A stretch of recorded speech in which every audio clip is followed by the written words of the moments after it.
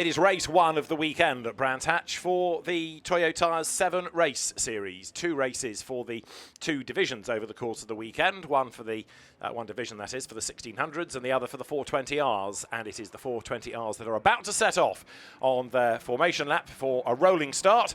And it is, as you might anticipate, for Caterham's on the Brands Hatch Grand Prix circuit, an absolutely mighty field. 25 minutes this race is going to be over, and Anthony Barnes, the man that leads the championship, is on pole position. They have had already 2 races at Donington. He had a third and he had a second, but he comes here as the championship leader and is on pole with the Portuguese experienced one-mate racer Jose Magalhães alongside him. The second row of the grid, Danny Killeen, another experienced Caterham peddler, and Phil Jenkins lines up alongside. Danny Killeen third in the championship, Phil Jenkins second. The third row, you have Andy Perry for Matt Blythe's team, and Rob Watts lines up alongside him, with the fourth row being Paul Thacker, fourth in the championship, and the Macmillan Motorsport car of Jason McCormack, another very experienced and successful Caterham racer. Row 5, there's Russ Ollivant alongside Tom Joyce Heyman. And on row 6 for Team Parker, Stuart Calder and Mark Stansfield, another of the many Macmillan Motorsport drivers. Row 7, Neil Fraser lines up alongside Mark Drain. At the 8th row of the grid, Paul Begley and Justin Armstrong. And then on row 9, there is Matt Drew and Jason Cheetham. The 10th row, Lewis Tootle and Stephen Riley, ahead of Steve Collins and Carl Nairn, with the 12th row being Mark Bennett and Matt Welch. The 13th row, Pete Reimer, another very experienced and successful Caterham racer. Ian Cowley lines up alongside him. Richard Borton and Ian Dybel are next. The 15th row, Ian Noble and Tim Burton, ahead of Paul O'Reilly and Matthew Reeve. There's Philip Nagel on row 17 with Duncan Greenaway for company. Row 18 is Adam White and Adrian Fernandes, and then Julian Carey and Billy Nairn, Carl Nairn's father, on the back row of the grid.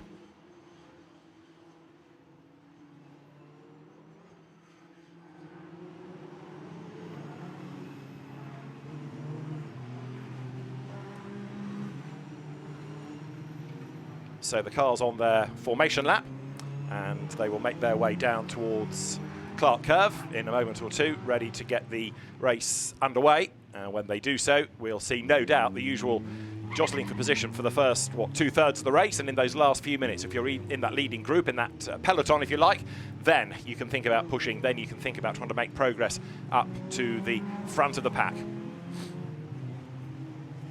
So Anthony Barnes it is that starts on pole, and has had a good run in qualifying, to be about 0.3 of a second, give or take, quicker than Jose Magalhães.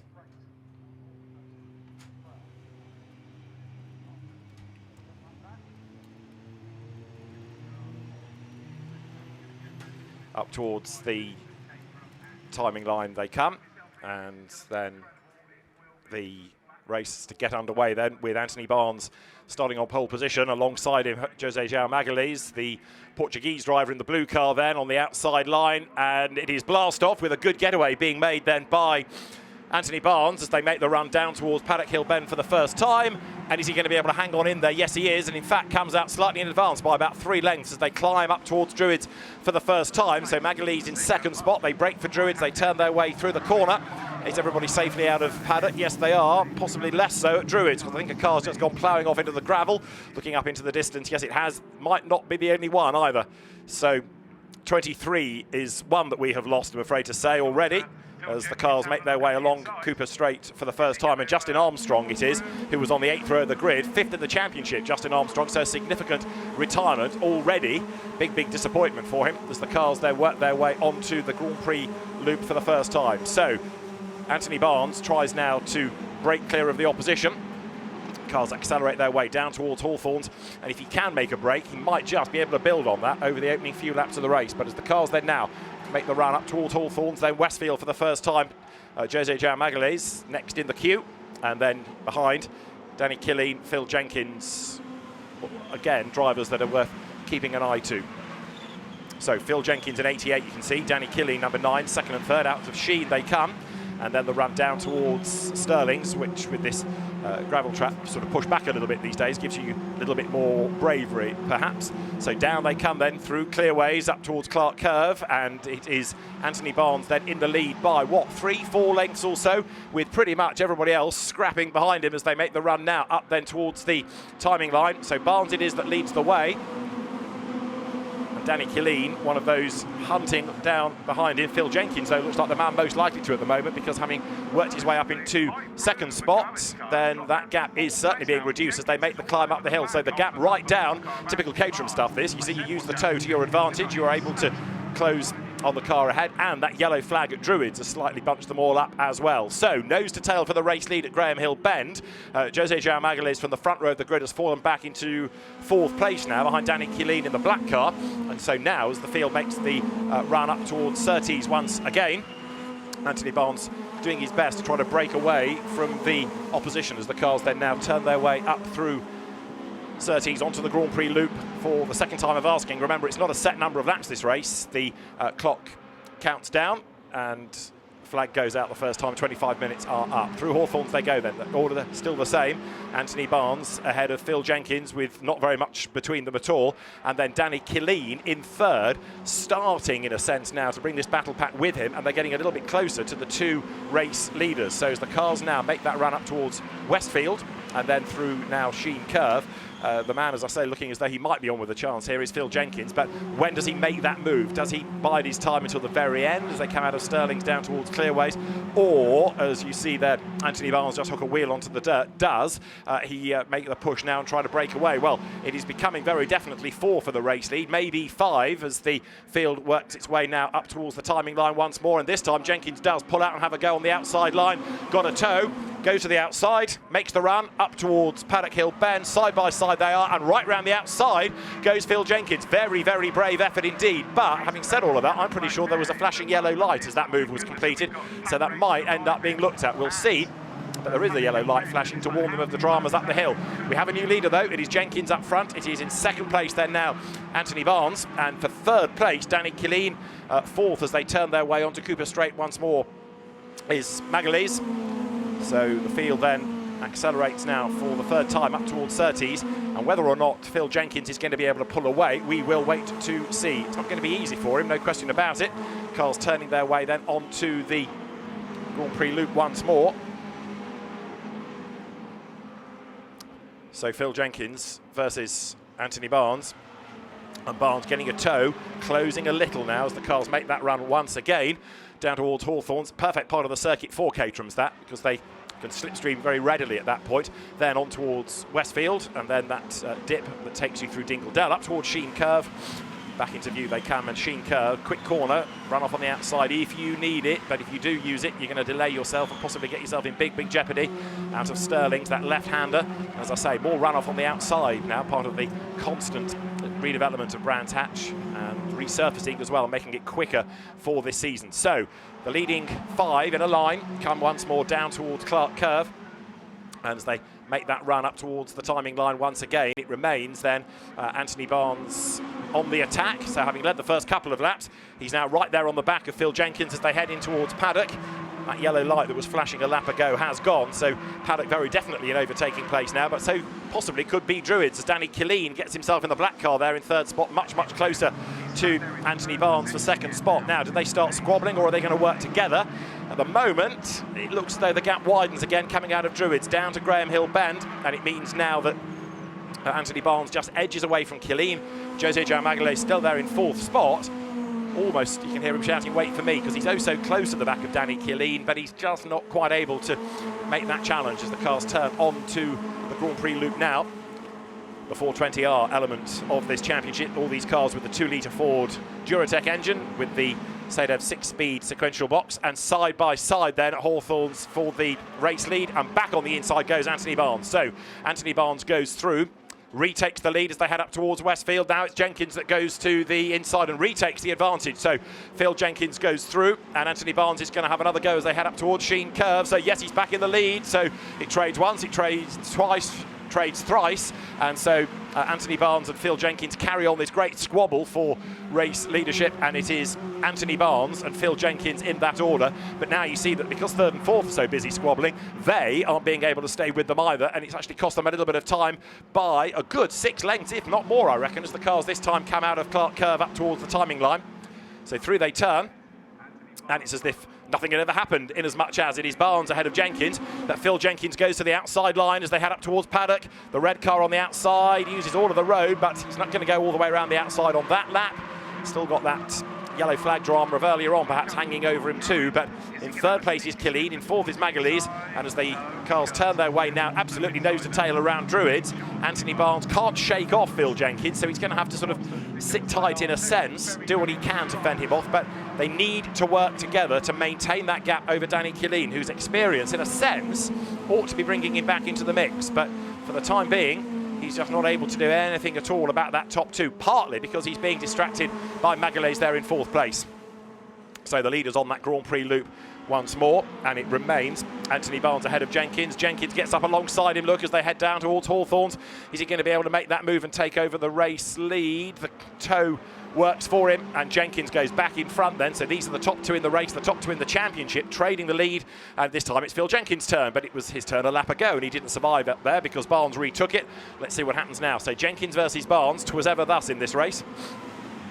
Up towards Sheen Curve they come, and as they rattle over the curve then, Phil Jenkins, race leader, trying to hang on to this advantage as the cars turn their way through. Jenkins for Macmillan Motorsport, Barnes for Team Parker Racing, Stuart Parker and Andy Parker's eponymous team, and Danny Killeen a little bit closer and a little bit closer still, and he's virtually there because on this lap he's dropped Magalhaes pretty much, and so now as they come through Clark, those two virtually as one for the lead, and Danny Killeen, without having to defend anymore, can go after the top two that are going to be side by side up towards Paddock.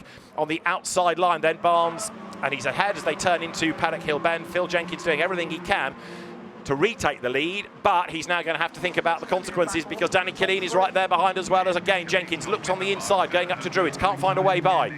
Out of the hairpin they come, downhill once more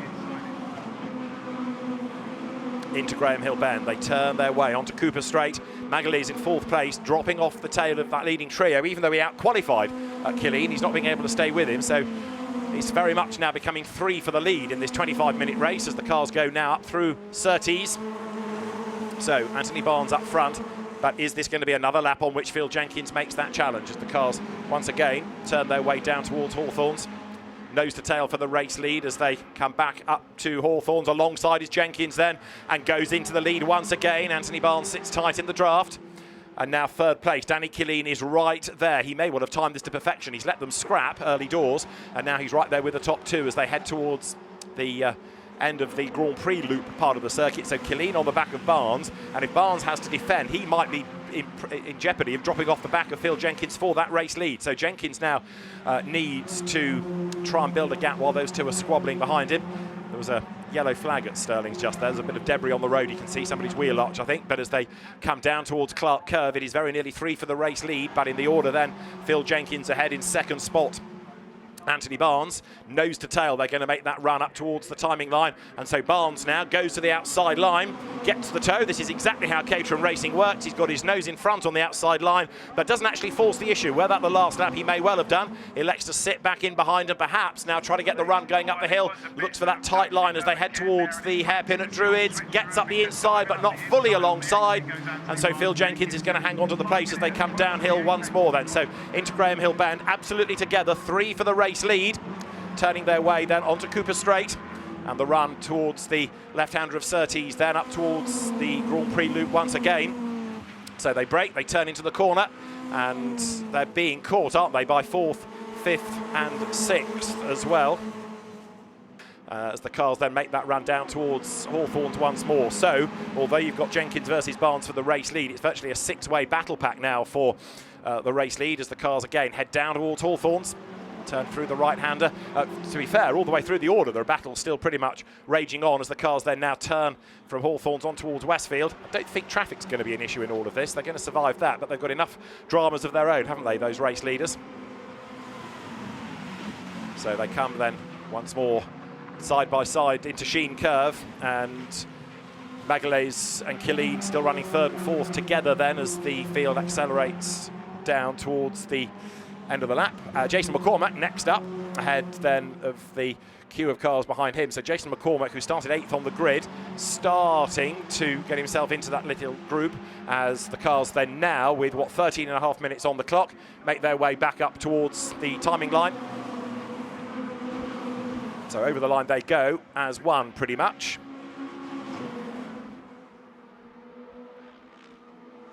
So out of paddock And up the hill goes the race leader, Phil Jenkins. In second place, Anthony Barnes. They spread their way through Druids, right on the back of them. So onto Cooper Straight they will turn in a moment. 13 minutes on the clock then, as the race leaders then accelerate up towards Surtees and head into the left-hander then, so loop onto the Grand Prix section. There's 88, Phil Jenkins trying still to make good his escape, and the run onto the Grand Prix section of the circuit. Now Danny Killeen, with 12 3/4 minutes to go, has not dropped back hugely, but he's just not quite able to think about making a move, is he, against Anthony Barnes on this lap. It could be that drivers are giving their tyres a breather. Good little scrap still on for 5th place then, as you can see the cars turn their way up through Hawthorns, with Magalhães now falling his way down through that order. So Paul Thacker it is that's got himself up ahead of him, and nose to tail for the race leads. Over the curb at Sheen they rattle, and as they do all of this, so now it becomes 3, very nearly 4 for the lead. Jason McCormack getting himself in on the act as well, so the Macmillan Motorsport car, which has been there or thereabouts pretty much race long, is now very much part of that group as the cars come underneath the bridge down towards Clark Curve once again, through that right-hander that sort of loops them back onto the pit straight. But for the race lead, with 12 minutes still on the clock, it remains Jenkins just ahead of Barnes. The toe kicks in. Barnes now makes his move on the outside line because it's the only place he can go. He's got the run, he's got the speed, but it's going to be a longer line and he can't do it, so he slots back in and then gets the undercut coming out of the corner. So Anthony Barnes now tries to push the issue on the inside, can't do it. He's got to be mindful of where Danny Killeen is in all of this as well. So virtually the three of them together, Anthony Barnes, the computer programmer there, right on the back of Phil Jenkins for this race lead as they again drop down the hill. Jenkins, the 2020 champion, Barnes, the 2021 champion. They're the top 2 in this year's championship as well, so you very much have a clash of the titans here. And no matter what Danny Killeen tries, and possibly now he's a bit distracted by McCormack anyway, he just can't really stay with them. In 7th place at the moment, you've got Andy Perry. And he was on the third row of the grid, so he's dropped back a little bit as the cars, almost in a rolling start formation, go towards Hawthorns, and Barnes back ahead on the outside line. Killeen still under attack from McCormack then as they turn onto that short straight up towards the right of Westfield once again. Rattling over the curb is Jason McCormack there.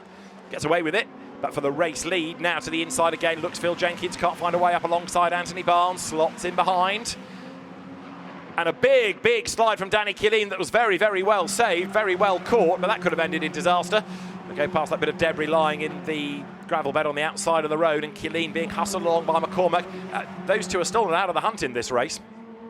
They come then now out of Clark Curve, heading up towards the timing line. And remember, it is 25 minutes, not a set number of laps. So 10 on the clock, 10 minutes on the clock pretty much as they come through now over the line. This time it's Jenkins who pulls to the outside line. He's done this before and he got the race lead. He tries it again, but he can't do it. So as he turns his way through the corner, nose to tail, they will run up towards Druids. And look on that lap, how although we've had the change for third, McCormack ahead of Killeen, how the top 2 have broken away. Now part of that is because of Jason McCormack losing time by having to overtake Danny Killeen. But Jason McCormack, who has got the fastest lap of the race now, is released from behind Danny Killeen. And look at him go. He can now set off and try to bring down the gap to the race leaders. That's the run up along Cooper Straight, brake turn left, heading towards Surtees. And it won't be long before we have, again, 3 for the lead, but a different 3 this time.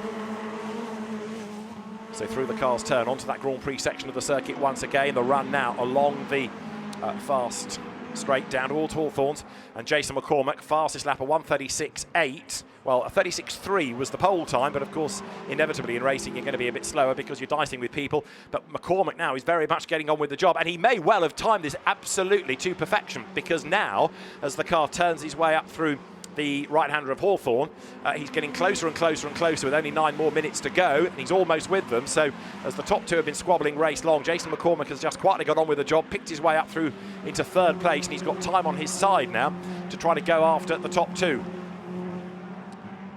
So down towards Clark Curve they come once again, and as they turn their way into the right-hander, the 3 race leaders virtually together as they come up towards the timing line. So Danny Killeen falling off the back. It's all about that blue car of Jason McCormack now. Over the timing line they come. 8 minutes and 38 seconds as they break the beam up towards Paddock Hill Bend once again. Turn their way into the corner. little bit of curb used there, as you see on the inside, and now getting ever more concerned about this. Phil Jenkins makes that run on the inside. Is he going to go back into the lead? Yes, he is. He goes through. So Jenkins goes by. Barnes drops to second. A sideways McCormack is still in third place.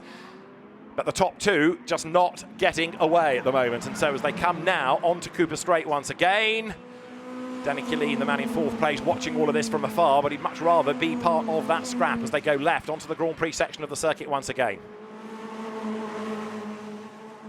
It is 3 for the lead. It is 8 more minutes to go. And with a flying lap being getting on for 100 seconds, do the maths. To the inside again goes Barnes, back into the race lead. McCormack lines up to try and make his way through on the inside, but that didn't work for him. So he slots back in, and Danny Killeen goes way, way wide on the outside of Hawthorne's in the background there. He's got away with it, I think, but only just, and it will have cost him a little bit of time. Yes, so Danny Killeen fourth in the black car, run by Macmillan Motorsport, third in the championship. Danny Killeen coming into the weekend, falling back as the leaders now drop down towards Sterling's again. Possibly there's an opportunity there if it's the last lap, but this time Phil Jenkins does not try and go through. Slots back in behind as the cars now come down towards Clark. Heading into that right then, so they'll turn through the corner in a moment, up towards the line. 7 minutes are on that clock. And then, all the while, Jason McCormack planning where he can make his move. And he's going to be helped if these two start squabbling. He can also get a double toe if he gets a little bit nearer. Jenkins to the outside line there, number 88. Anthony Barnes hangs onto the advantage. But the danger is that blue car of Jason McCormack, who is right there. So Jason McCormack looks to try and go through on the inside if he can. Jenkins gets the race lead. McCormack tries to follow him through, tightens his line a little bit sideways, corrects it, but he can't find a way by. So he's still third. But the way that he's going, and as I said earlier, the way that he's almost timed this beautifully, just chipping his way forward lap by lap. 10th here, a place there. Now he makes the move for second place on the inside, brakes very late, slides up the inside, but couldn't quite level with Barnes. But again, look, a tight line coming off the corner, but doesn't have the momentum out of Surtees, so he has to form back in behind number 4 of Anthony Barnes, the man that started on pole, but he's now in real jeopardy, not only for the win, but for second place as well.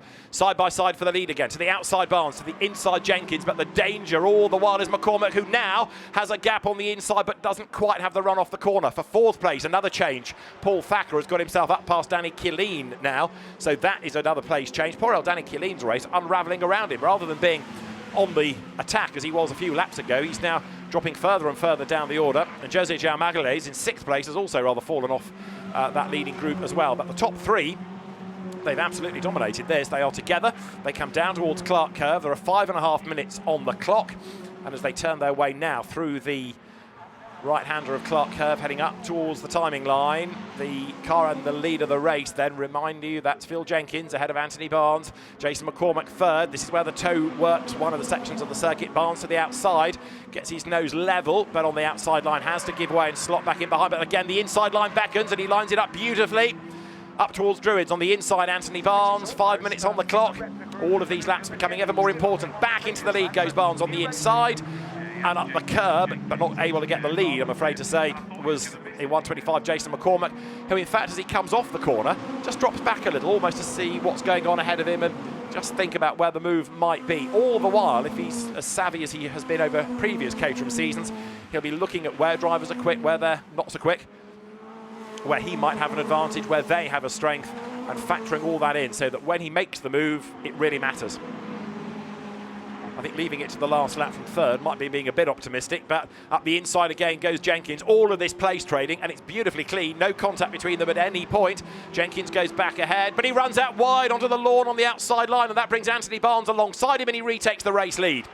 That's exactly the sort of thing, though, that McCormack in third place needs to try to take advantage of.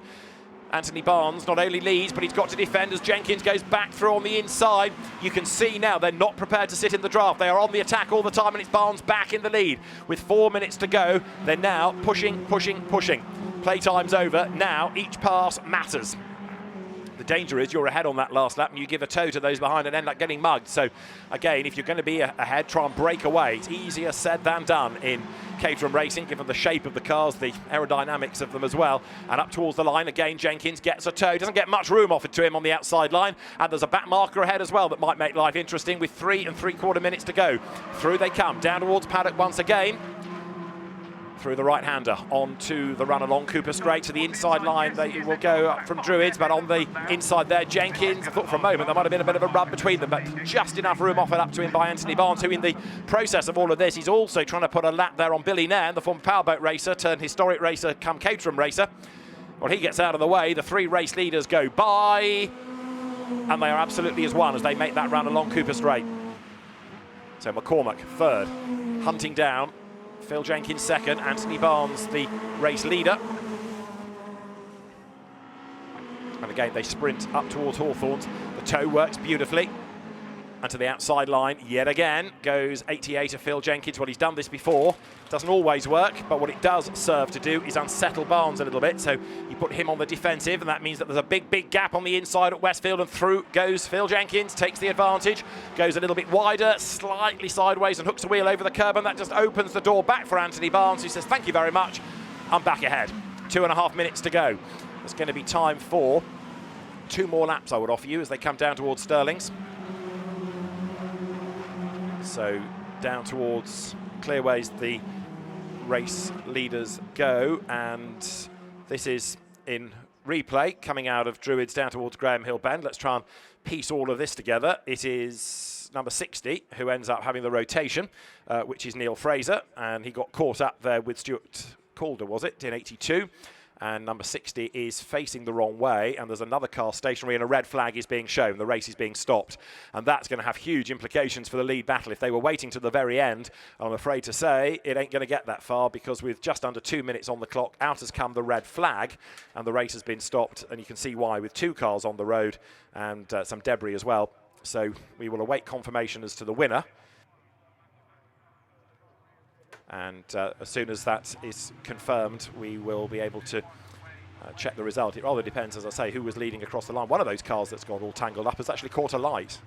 So at the end of lap 14, when they came over the line, it was Anthony Barnes ahead of Jenkins, and then McCormack in 3rd place.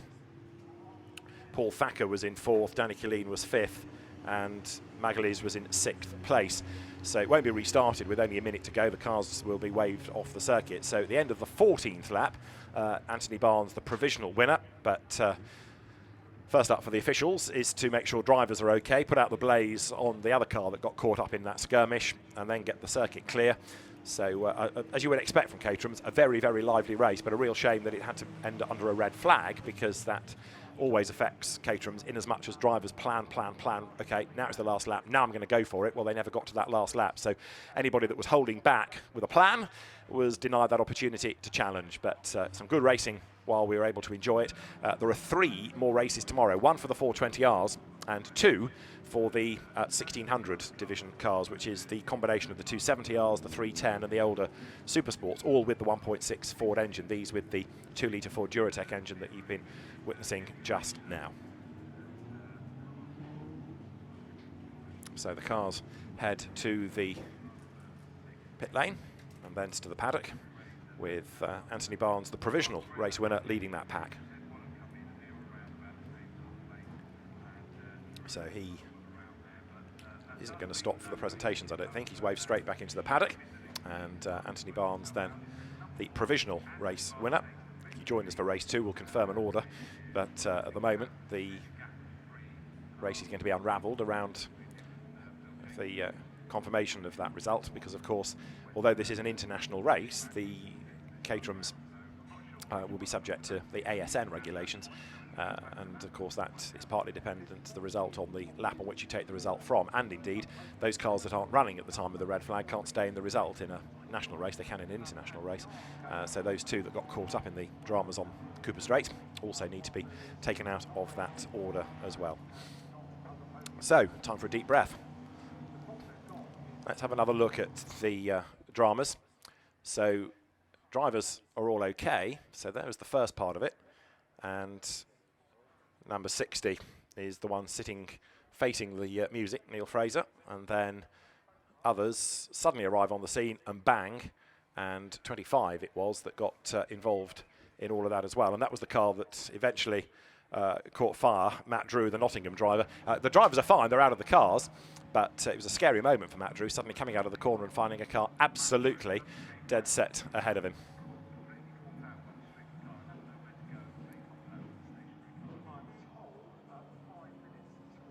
So these two cars being retrieved, and the marshals hard at work because they've had to put out the blaze. Now they've got to remove the cars and any debris as well. And as I say, the second race for this category will be tomorrow, and it'll be no doubt just as lively.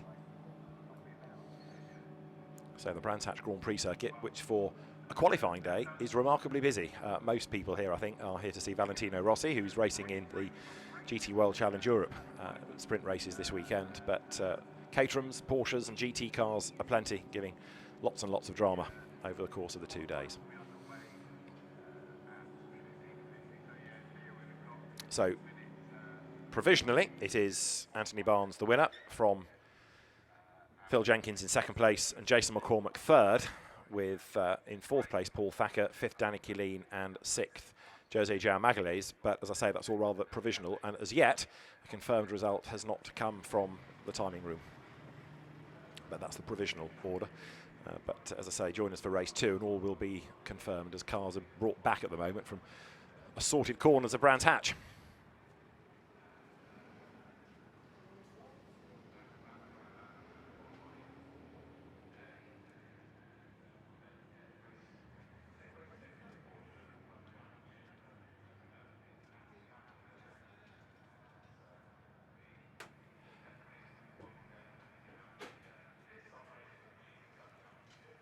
So all these Ford Duratec engine cars head back to their teams in the paddock. One or two are going to need quite a bit of work ready for tomorrow.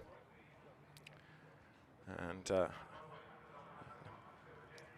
let's have another look at some of the best bits. This was one of the highlight laps where you have Barnes versus Jenkins, the two of them absolutely together. Anthony Barnes a little bit wide coming out of Hawthorne, so up the inside goes Phil Jenkins, that gave him the race lead. And the two of them trading places as they make their way around the Grand Prix loop.